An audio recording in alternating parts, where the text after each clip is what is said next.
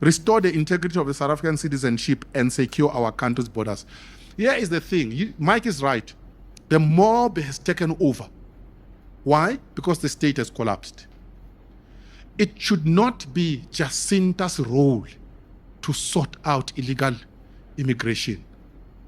Who the hell is Jacinta? We didn't elect this lady. Suddenly she's the one now sorting out illegal. No, the state must do it. And it's not complicated. I had a meeting with farmers in Limpopo who are farming along the Limpopo River. And they actually took me on a small plane to show me that border, how it works.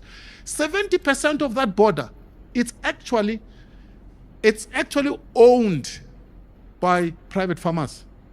It's only 30% that is owned by the state. They showed me, you see this piece. It's this farmer, this one is that farmer. They said, we can sort out, we can actually help the state to close that border. Actually, it's the hottest border in South Africa. That's where most of our illegal stuff is actually coming through that. They said, we can sort it out. If the state were to work with us, they have a plan, but the state is not working with them. Why? And they know it. They said, we know that some of the government officials, senior people up there, are smuggling stuff through here. That's why they actually don't want the border to work. So if you have arrested them, you've got a proper government, you work with those farmers, you actually don't even need money because the farmers are going to do the work for you. It is in their interest because then their farming operations are also secure. Not complicated. South African citizenship. Let me tell you, the South African ID, to acquire it, it's very easy. You just buy a Home Affairs official. There are many people who have actually gotten our ID copies. Here in South Africa, Somalis, Pakistanis. So what you do, you set up an investigative project. And you say, you are investigating anyone who acquired our ID over the past 20 years. You just put a time frame. Over the past 20 years, review. If it's a child who was born 20 years ago, that's easy. You don't even need to do work. This person was born at this hospital, put it aside. But it is a fellow who's 38. This fellow got our ID 20 years ago. That's when you zoom in. You are going to find that chap paid money. You are going to find a Home Affairs official. You arrest, you deport the idiot. That's it. Once you do that, you are going to scare the chickens. As the presidency, we've observed a sustained campaign that seeks to isolate South Africa from the rest of the African continent under the guise of protesting against the recent wave of anti-illegal immigration protest that we have recently experienced here in the country. This campaign has sought to create an impression that South Africa is now a pariah state that must be referred to international courts, as some have asserted. This is despite numerous official government communication condemning acts of vigilantism against foreign nationals, asserting the state's primary role in enforcing immigration laws, and the commitment to the supremacy of our Constitution. More concerning has been the peddling of false information by a diplomatic representative of a country that has become central to this campaign. Even ordinary diplomatic exchanges over meetings have been deliberately misrepresented or distorted to create an impression that South Africa is being isolated. As the presidency, we firmly reject and caution against the peddling of misinformation against South Africa, and we further assert that any campaign that seeks to misrepresent what South Africa is and represents will be rejected with the utmost contempt that it deserves. The banks in Nigeria are owned by black Nigerians. They own properties. Nigerians in that entertainment industry, they are not competing with South Africa. They are competing with America. When you see a Nigerian artist, when you see a music video of a Nigerian, you will mistaken it for Americans. They are moving. You are busy with machete here. People are working on themselves. People are beginning to appreciate that there is nothing better about America. Africa is more beautiful and more richer than America. Even here in Africa, we can do it. We need to have a very uncomfortable conversation about Ghana. Right now, Accra is leading a furious diplomatic campaign to paint South Africa as a continental pariah. A diplomatic row is brewing between Accra and South Africa after claims of xenophobic violence. But if you look behind the moral outrage at xenophobia in South Africa, the truth is starting to unravel. My name is Jacinta Hunter, and in my column on News 24 this week, I argue that yes, we have deep, painful issues with the anti-migrant sentiment in South Africa that our country and our government must fix. But Accra has weaponized the recent xenophobia wave. And to be honest, they have been using official channels to perpetuate misinformation. First, it was labeling a tragic extortion shooting in Cape Town as a xenophobic assassination, which was not the case.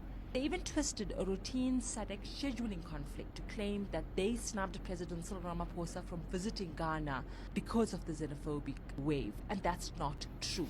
So, why the sudden hostility? The answer isn't in our streets, it's in Ghana's lucrative goldfields. Accra recently shocked the mining sector by refusing to renew the lease of a South African company, Goldfields, at its Damang mine, a site that the South African company has run since the 90s. And now they've given it to a local firm run by the president's own brother. By painting South Africa as a moral pariah linked to the anti-migrant crisis, Accra manufactures the political capital it needs to legitimize their moves, which is basically resource nationalism and the asset stripping of a South African company. So here's the thing. Ghana is growing at a roaring 6.4% per quarter. They want to be the undisputed powerhouse of West Africa. And to do that, they are flexing their muscle against the continent's economic giant, South Africa. This is why DIRCO Minister Ronald Lamola cannot treat this with passive diplomacy. We must summon the High Commissioner and demand answers. We cannot allow our national shame to be weaponized by regional rivals for something beyond our understanding. It's time to call out the Accra agenda. It's a scramble for economic power. Own airport, flew himself in his Boeing with 500 of his passengers who are not South Africans. So they don't have the documentation where you can just waltz into the country and things are fine. And not landing at OR to clear customs and immigration, not landing at Lanseria, not landing in Durban, not landing in Cape Town, where these are the airports where you land to declare yourself that I am now coming into South Africa. Hello, yeah, I'm well, here. There's a customs office at those airports. That's yes. Yeah. No, landed his own jet with 500 of his guests going to his resort.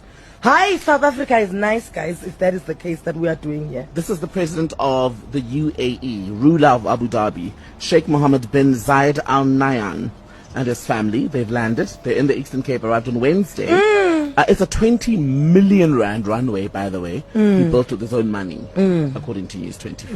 This is wild. Yay! Also, and we've got mixed feelings here about the UAE because they didn't hand over the Guptas. So This is what I was going to Yes, of course, because this reminds me of the Exactly. Waterkloof airport scandal where the Guptas themselves just landed because, we're popping off to Sun City. I remember that's what this reminded me of, that jet that landed at Waterkloof.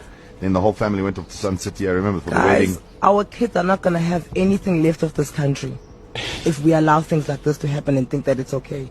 This country is being sold off piece by piece.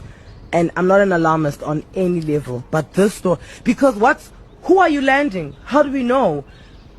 Then one day, guys, any other person who's a billionaire who can build themselves a runway in South Africa can land an entire army and take over.